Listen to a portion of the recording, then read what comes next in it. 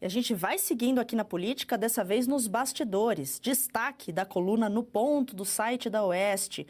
Almoço entre José Dirceu e Kassab, no mês passado, pode ter aberto as portas do STF a Rodrigo Pacheco. Lembrando que o cacique do PSD possui 15 senadores filiados, o que equivale a 35% dos votos necessários para aprovar o candidato à vaga do STF. Recentemente, Kassab convidou o vice-governador mineiro, Matheus Simões, do Novo, para integrar o PSD. Ele será candidato à cabeça de chapa do Estado nas eleições de 2026. É mais um indício que anula a especulação de Pacheco para governador. Está aí a matéria da Revista Oeste na tela para vocês, exclusivo por aqui. E agora, sexta-feira, né, hoje, começa, já saiu a nossa edição da revista e o escândalo da vez. CPMI do INSS, que desvenda envolvimento de políticos e empresários no roubo a aposentados e pensionistas. E nós vamos receber por aqui a diretora de redação, Branca Nunes, que já está aqui comigo. Olá, Branca, seja muito bem-vinda, muito boa tarde. Cadê a nossa capa para mostrar aqui no telão? Linda capa dessa edição, o escândalo da vez. Eu quero que você explique para nós qual é o escândalo da vez, Branca. Boa tarde, Geise. Boa tarde a todos que nos acompanham. O escândalo da vez, né? Sempre que estamos num governo do PT, temos quase um escândalo por ano e um é mais surpreendente que o outro. Então, desta vez, este promete, porque pelo que está mostrando a CPMI do INSS, ela tem tudo para se tornar o que foi a CPI dos Correios. A CPI dos Correios foi a investigação, né, que fez com que se descobrisse o mensalão. Agora, esse escândalo, a quantidade de pessoas envolvidas, ela aumenta cada vez mais e as cifras já estão em 6 bilhões de reais. Então, o que o Silvio que assina a reportagem de capa, o Silvio Navarro, ele mostra tudo o que foi descoberto até agora e também o que os ministros do STF estão fazendo para evitar que este terremoto aconteça. Então, todas as pessoas que são convocadas para depor, normalmente chegam com um habeas corpus dado por um ministro do Supremo e ficam calados, não contam a sua participação neste esquema. Pois é, e tem muitas outras matérias também. Essa foi uma das mais citadas, a CPMI, que tem acontecido, já tem umas semanas, mas tem muitas outras. Tem a sanha arrecadatória, que o Adalberto Piotto fala também, né, Branca? E é interessante que na carta ao leitor você deixa muito claro ali que o Oeste não recebe dinheiro público. Sim. Eu gostei da frase que você colocou, que quem paga a banda escolhe a música e quem paga a banda são os nossos leitores. Então... O Eugênio Esber, nosso colunista, ele escreve sobre isso. Quem banca, né, os veículos, a maioria dos veículos de comunicação e o que significa você receber dinheiro do governo e como você não receber esse dinheiro dá uma independência, né, como poucas coisas. Pois é, essa é a nossa vantagem, né, a nossa liberdade que nós temos justamente por causa disso. E falando em Revista Oeste, falando em liberdade, a gente tem um recado para você. A informação pode mudar o futuro de um país. 2026 será um ano decisivo para o Brasil. Muito bem, Augusto Nunes.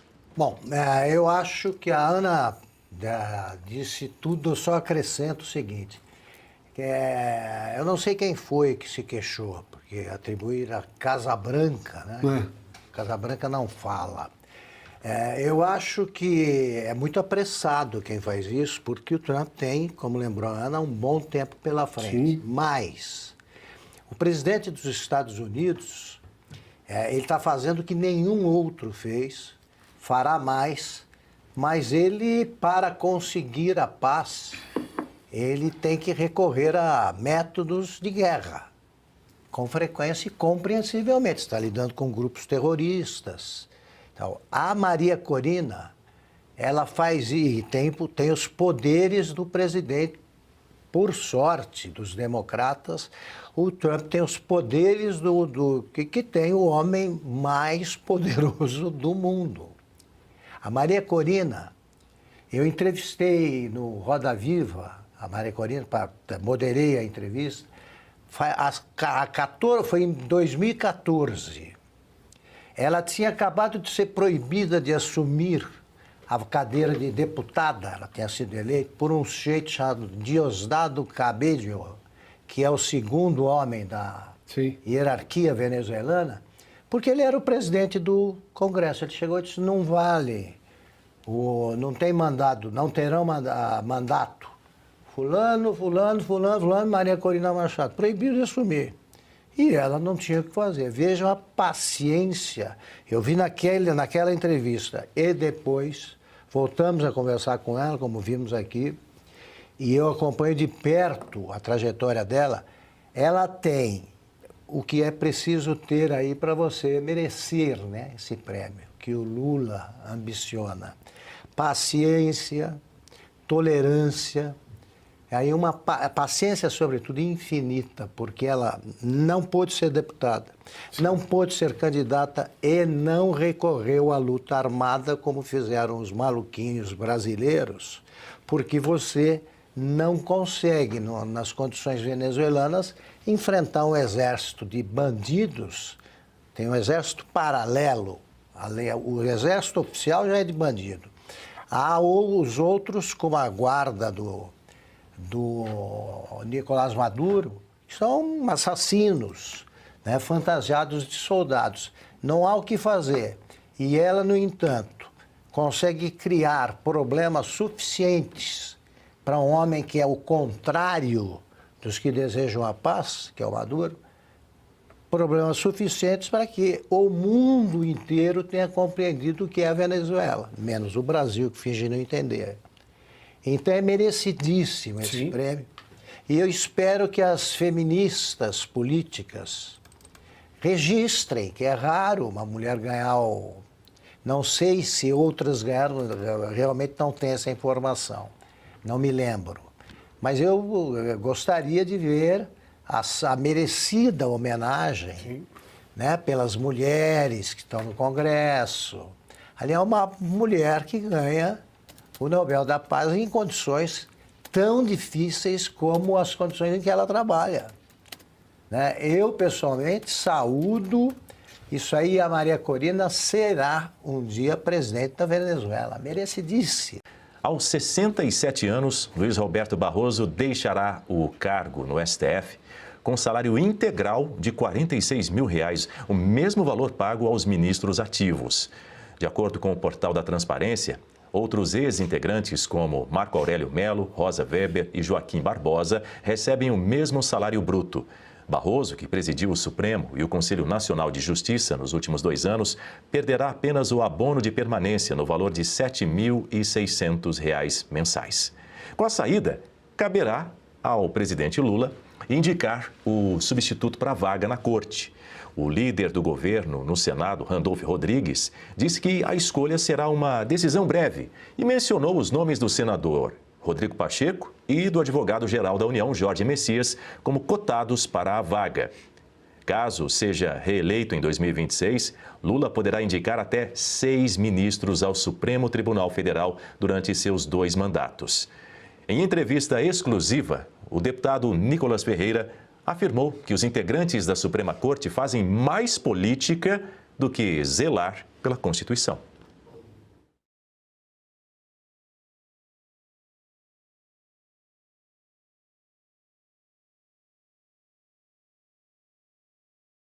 Já já a gente vai recuperar o áudio, essa entrevista exclusiva do deputado federal Nicolas Ferreira para a gente ouvir. Mas agora eu quero ouvir o Alexandre Garcia, que está conosco aqui dividindo a tela, porque, Alexandre, o sucessor de Barroso vai ser o 11º nome indicado por Lula a uma vaga no Supremo. Além de Zanin e de Dino, Lula já indicou os ministros César Peluso, Menezes Direito, Aires Brito, Carmen Lúcia, Ricardo Lewandowski, que hoje é ministro dele, né, do governo dele também, ministro de Segurança e da Justiça, o Eros Grau, Joaquim Barbosa e Dias Toffoli. Pois é, eu ouvi os nomes aí das especulações e fiquei desejando que Barroso fique, porque pode piorar.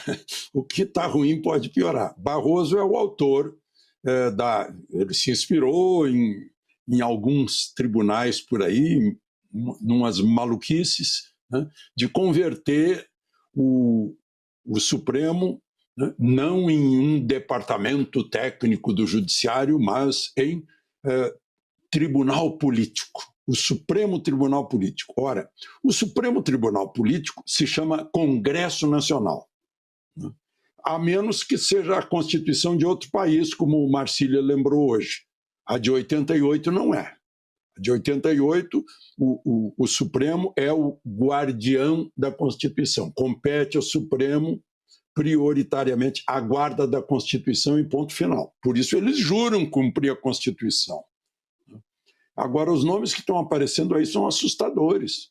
Eu fico entregando o meu espírito aos senadores da sabatina, porque, meu Deus do céu, né?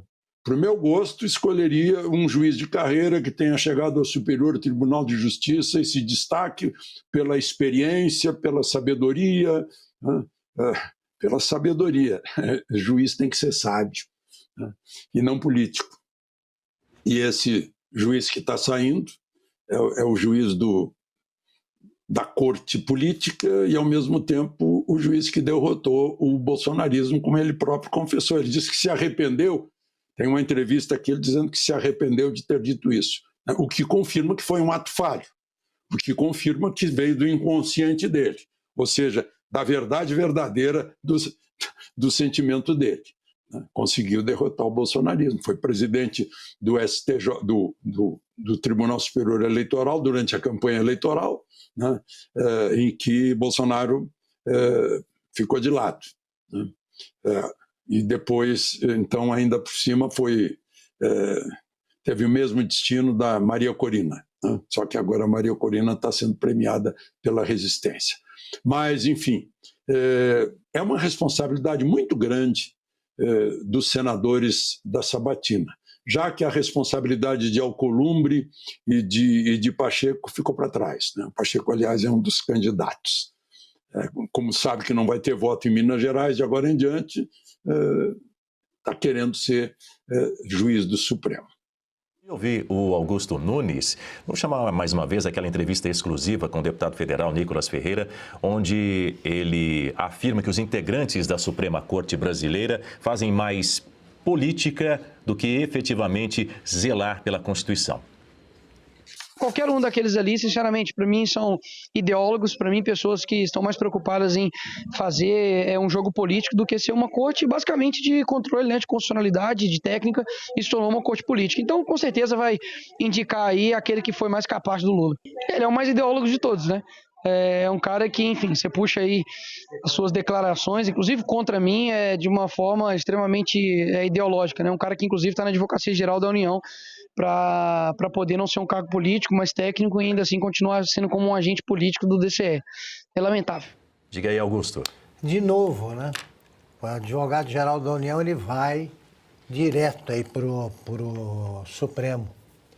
O Zé Dirceu, numa entrevista que ele deu há mais ou menos 4, 5 anos, ele, quando raciocina sobre os interesses do PT, ele até tem a lucidez do jeito que está a serviço do mal, né? Ele acerta algumas. Ele diz que o grande erro do PT nos governos anteriores foi não ter nomeado ministros e oficiais do Exército que simpatizam com o partido.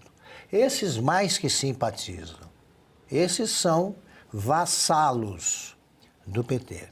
Eles vão lá para votar, para aprovar os interesses do PT, como tem feito os outros. Eles têm a idade deles, eles são relativamente jovens, né, vão ficar muitos anos, mais de 20 anos no Supremo, o que o Lula acha que vai viver até os 140, 150 e vai ter esses ministros. Eles são políticos. Eles transformaram o Supremo num partido que é aliado, né, um dos satélites do PT. E aí eu lembro sempre o exemplo do grande Sobral Pinto, né, o avô do Guilherme Fiuza. Quando convidado pelo Juscelino Kubitschek para ser ministro do Supremo, ele que tinha apoiado a razão né, porque o Juscelino ganhou a eleição e o Carlos Lacerda, entrou com o argumento, inventou o argumento de que precisaria ser maioria absoluta. Não tinha nada disso na Constituição e tal. E o Sobral Pinto falou, isso é uma maluquice, não tem nada a ver, né? As regras do jogo não prevêem isso. Falou muito melhor do que eu estou falando agora. E o Sobral Pinto disse, olha, eu não quero. Eu não quero porque vão pensar que é uma retribuição. Aí eu apoiei uma ideia, não apoiei você, e vão confundir as coisas. Sobral Pinto seria visto hoje como otário pelos ministros do Supremo. E só queria registrar que o Barroso deixa ele continua com esse salário, né? E perde a vaga permanente na Fabitur e os demais penduricalhos, né? Que somados dão muito mais. Ele vai ver que vai ter que trabalhar como advogado e fazer aqueles pareceres que custam milhões e que aprovam, dão razão a quem não tem. Né? Muitos ex-ministros ficaram muito ricos depois de sair do Supremo. E a justiça italiana revogou parte das restrições impostas ao ex-assessor do ministro Alexandre de Moraes, Eduardo Talhaferro. Segundo o Tribunal de Apelação de Catanzaro, não há motivos para manter o perito em prisão domiciliar, mas ele continua proibido de deixar a Itália. A decisão foi tomada poucos dias depois de Talhaferro ser comunicado sobre o pedido de extradição enviado pelo Brasil. O advogado de Talhaferro, Eduardo Kuntz, disse que a medida representa o primeiro passo para comprovar que o processo de extradição é, segundo ele, viciado e desnecessário. André Marcília, lembrando que essa decisão da justiça italiana ocorre depois de Talhaferro ter sido ouvido por um juiz no começo dessa semana sobre esse pedido de extradição feito pelo Brasil. O juiz liberou, portanto, a circulação de Talhaferro pelo país, mas ele continua ainda proibido de deixar a Itália. Exatamente, ter sido ouvido e inclusive o Talhaferro contou que foi muito boa essa audiência e eu confesso que isso é mesmo muito positivo. Vamos nos lembrar até, enfim, puxar aqui um pouco para trás os fatos e nos lembrar que quando o Talhaferro foi levado à delegacia algumas semanas atrás, para que as restrições a ele fossem impostas, ele chegou a dar algumas entrevistas, inclusive aqui na Oeste, dizendo que temia o fato de que o Moraes era desconhecido na Itália. E, inclusive, desconhecia-se a aplicação até a ele da sanção Magnitsky. Quer dizer, contar à Itália ou às autoridades italianas o que é, quem é e o que faz Moraes me parece ser algo muito importante e foi feito, então, nessa audiência e é uma repercussão muito positiva, o que agora a gente tem, que é essa revogação parcial das restrições a ele impostas. Vale dizer que é natural, quando há um pedido de extradição, que não possa a pessoa sair do país. Não há nada de errado nisso. Não é que houve uma revogação parcial das restrições porque eles desconfiaram mais ou menos ou porque eles confiaram só um pouco. Não é isso. Quando há um pedido de extradição, é norma que a pessoa permaneça no país até que essa solução seja dada ao caso. Mas a revogação, no sentido de que ele pode circular, é um voto de confiança, é uma demonstração de que a Itália percebeu o que estava acontecendo com o Talhaferro e o que está sendo feito aqui no Brasil com o direito, não só dos brasileiros, como também dos cidadãos italianos, como é o Talhaferro. Isso pode ser uma porta aberta e interessantíssima, não só para negar-se a extradição ao Talhaferro, como também para negar-se, numa sequência, como um efeito dominó, a extradição também a Zambelli, que vem sofrendo perseguição política. Ambos, o caso do Talhaferro é explícito, mas no caso da Zambelli também houve procedimentos, sobretudo, extremamente politizados pela Corte brasileira. Alexandre Garcia, eu e as mais de 80 mil telas conectadas nesta edição de Oeste Sem Filtro, também queremos ouvir você. Pois é, eu faço a comparação de Venezuela e Espanha, né? Os espanhóis conhecem muito bem a Venezuela, portanto, os venezuelanos que se refugiam fugindo do regime de Maduro são muito bem recebidos na Espanha. É essa questão de que acabamos de falar, né, o Taliaferro e o Marcília falando nisso, o desconhecimento da justiça italiana do que está se passando aqui no Brasil, que já saiu do devido processo legal há muito tempo. Agora ele está numa situação, eu diria, até invejável, né? Imagina, olha, você não pode sair da Itália, ou seja, ele não pode entrar na França, na Suíça, na Áustria, na Eslovênia. Está condenado a ficar naquela maravilhosa península italiana. Mas, sobretudo, ele precisa esclarecer, né? Precisa, inclusive, ser instrumento, ferramenta da volta à justiça no Brasil. Quando o Daniel falou assim, um recuo do ministro Moraes, esse recuo tem que ser até 14 de março de 2019, que começou o que o ministro Marco Aurélio chama de inquérito do fim do mundo. Aos 75 dias, 2 meses e meio de governo Bolsonaro, começou a pressão sobre bolsonaristas em geral, né? Que já vinha desde a campanha eleitoral. Fez com que o ato falho do ministro Barroso, diante da UNE, dissesse, né, nós derrotamos o bolsonarismo. É bom lembrar que ele foi presidente do TSE naquela fase da campanha eleitoral, da eleição de 2022. Mas, enfim, tudo isso se reflete, né? São coisas que Taliaferro denunciou, que estava acontecendo dentro do TSE. E enquanto a gente não recuperar a verdade para aplicar a justiça, vai continuar esse débito sem resolver, né? A anistia seria uma volta ao passado, né? Um esquecimento, mas esse inquérito do fim do mundo também vai merecer muita atenção na recuperação da democracia brasileira, que vai ser um assunto, talvez surpreenda o chanceler Mauro Vieira, o assunto com o secretário de Estado Marco Rubio. Bom, já que a reportagem de capa da edição 291 é justamente sobre essa nova caixa preta de Brasília, esse escândalo do INSS, a gente vai começar essa edição também com a atualização sobre esse caso.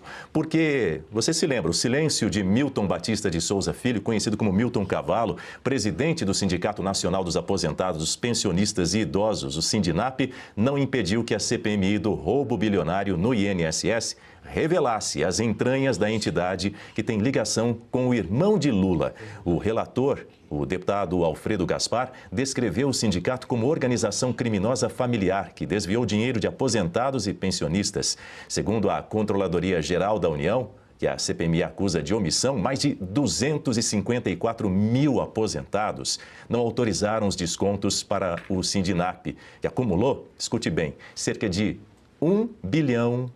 Isso mesmo, 1,12 bilhões de reais em dinheiro sequestrado desses idosos. Muito bem, agora são 5h58, eu começo essa edição ouvindo o Alexandre Garcia sobre esse episódio aí que dominou essa semana e também faz parte da nossa matéria de capa nessa semana, o escândalo do INSS. Quero ouvir a sua avaliação sobre tudo que aconteceu. Teve o depoimento ou não, né, de Milton Cavalo, porque ele entrou mudo e saiu calado. Quando teve a oportunidade de se defender, não se defendeu. Só falou ali na ocasião quando foi perguntado por um deputado petista, né, o Paulo Pimenta, aí sim, para tentar blindar mais uma vez o irmão de Lula, o Frei Chico, que, diga-se, vale lembrar, na próxima semana poderá ser convocado. Pelo menos o presidente dessa CPMI, o senador Carlos Viana, assegurou que na próxima semana Frei Chico deverá ser convocado a uma oitiva no Senado, no Congresso, nessa CPMI. Boa noite, Alexandre Garcia. Boa noite, Daniel. Entrou mudo e cavalo e saiu cavalo e calado, né? Boa noite a vocês. Eu já conversei com vocês sem ter cumprimentado a Ana, o Augusto, o Piotto e a você, Daniel. Olha, esse mutismo, esse silêncio tem sido muito eloquente, mas muito mesmo, né? A começar que fica desconfiança, como o presidente da CPI levantou, né? Que história é essa? Todo mundo entra aqui com habeas corpus do Supremo, né? Estão dificultando as investigações, né? Mas as perguntas que não são respondidas têm sido muito esclarecedoras. E como a gente sabe, quem cala, consente, né? Tem esse silêncio, mas tem um barulho enorme dos milhões revelados pela COAF, aquele órgão do Ministério da Fazenda que controla o movimento de grandes fortunas. Milhões, são pessoas que... Uma diretora de um dos sindicatos, em 2 meses, 30 milhões, 100 milhões. Né? Tem um sujeito lá que entrou a ponto de a senadora Soraya perguntar qual é o alfaiate dele, porque ele entrou como se estivesse pronto para desfilar numa passarela e não depor numa CPI. Né? Aí começou-se a fomentar, puxa, ele ficou rico depois que foi trabalhar no escritório do Nelson Williams, né? Não é Williams, é Williams. Ganhou 23 automóveis dele, uau! Né? Então, essas coisas incríveis que a gente está revelando, olha só para a gente fazer uma comparação. Tem um sujeito lá atrás, ainda ontem falava com uma policial federal que me refrescava a memória, um tal de Shalom Nice, uma coisa assim, que roubou dos aposentados da Flórida. Entrou em empresas de aposentadoria privadas. Ele foi condenado a mais de 800 anos de prisão nos Estados Unidos.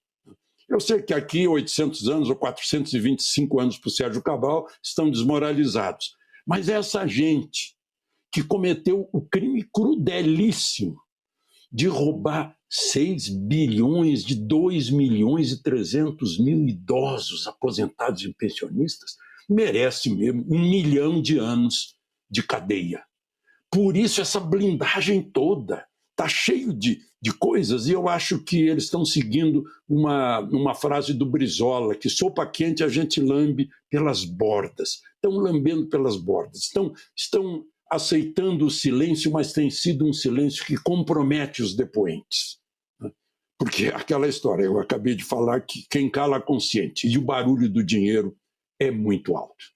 O ministro do Supremo Tribunal Federal, Alexandre de Moraes, recuou e suspendeu temporariamente a decisão que havia retirado os advogados de Felipe Martins no processo da suposta trama golpista. A mudança ocorreu depois de uma petição escrita de próprio punho pelo ex-assessor presidencial, que pediu a Moraes o direito de manter sua defesa.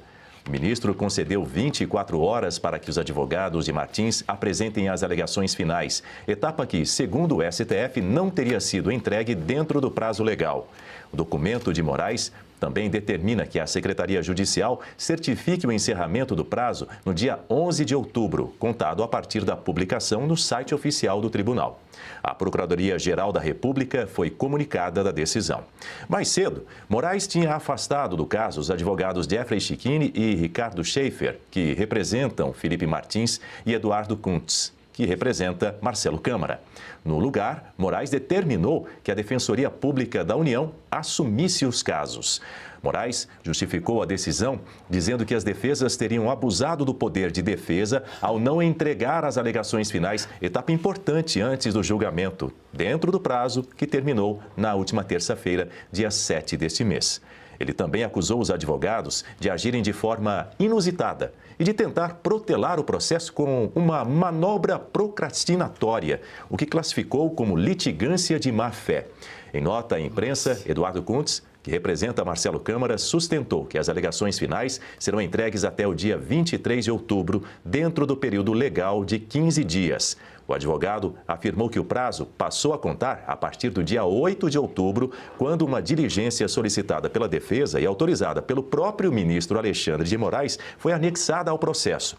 O defensor ressaltou que age em conformidade com a lei e que não houve qualquer intenção de adiar o julgamento. Para ele, a decisão de Moraes de afastar os advogados é desproporcional e fere o direito de defesa garantido pela Constituição. Já o advogado Jeffrey Schichini, que representa Felipe Martins, afirmou em um vídeo que a decisão de Alexandre de Moraes mostra que o Brasil deixou de ser uma democracia. Isso é mais uma decisão arbitrária. Então, primeiro, a quem ainda acha que estamos em uma democracia, fica aqui o registro de que em democracias isso não acontece. Quem decide quem será o seu advogado é o acusado. Agora, a imprensa, cuidado, está sendo veiculada informação inverídica. Nós não perdemos o prazo de alegações finais. O despacho do ministro relator é que a defesa teria abusado do poder defensivo. Em democracias, essa acusação não existe, não há como abusar do poder defensivo. Uma defesa eficaz, efetiva, faz parte do exercício democrático no Estado democrático de direito e, em respeito ao devido processo legal, nós não perdemos o prazo de alegações finais. Pelo contrário, por culpa da acusação, a PGR, que trouxe novos elementos aos autos, violando a lei, violando o devido processo legal, nós apenas juntamos uma petição antes do término do prazo e pedimos a suspensão do prazo das alegações finais, ou então que nos concedessem mais prazos e o desentranhamento desses elementos. Schiquini também afirmou que continuará exercendo sua profissão com independência e coragem. O advogado é o único ator desse sistema de justiça que está do lado do povo e não do Estado. E eu não me curvo a essa tirania, porque a minha missão de vida é defender a correta aplicação da lei que está sendo rasgada. Aqui atrás, livros de direito constitucional e de processo penal que hoje o Brasil vê serem rasgados, e um advogado que exerce uma defesa efetiva está incomodando. Então que fique bem claro a toda a imprensa e a todo o Brasil, eu não perdi prazo das alegações finais. Eu agi corretamente, eu pedi mais prazo. Poderia o ministro ter negado e eu apresentava as alegações finais, que já estão prontas e tem mais de 350 páginas a rebater todas as ilegalidades e todos os abusos dessa acusação totalitária injusta. Daí a fala contundente do advogado Jeffrey Schiquini, advogado do ex-assessor internacional do governo Jair Bolsonaro, que está aí na tela, Felipe Martins. Nesse momento nós estamos já recebendo aqui André Marcília para comentar os assuntos jurídicos dessa semana. A gente vai começar justamente por este tema, por este assunto, e eu chamo a sua atenção, a atenção de você que nos acompanha aqui em Oeste Sem Filtro. Daqui a pouco a gente vai receber o advogado de Felipe Martins, o Ricardo Schaefer, vai conversar conosco aqui em Oeste Sem Filtro. Mas deixa eu dar as boas-vindas para o André Marcília. Boa noite para você, seja bem-vindo mais uma vez. Boa noite a toda a bancada, boa noite a toda a audiência. É um prazer estar aqui. Deixa eu destacar o que o Eduardo Kunz, que é o advogado do Marcelo Câmara, disse. Ele classificou essa decisão de Moraes de afastar os advogados como desproporcional e também que essa decisão fere o direito de defesa que é garantido pela Constituição. Acho que esse é o ponto primordial para a gente poder começar a nossa discussão sobre isso que aconteceu nessa semana, essa destituição dos advogados de Felipe Martins e do Marcelo Câmara. Pois é, fere o direito mais básico da defesa, que é escolher o seu defensor. Ué, não tem como começar a falar do direito à ampla defesa se você não puder escolher quem a fará.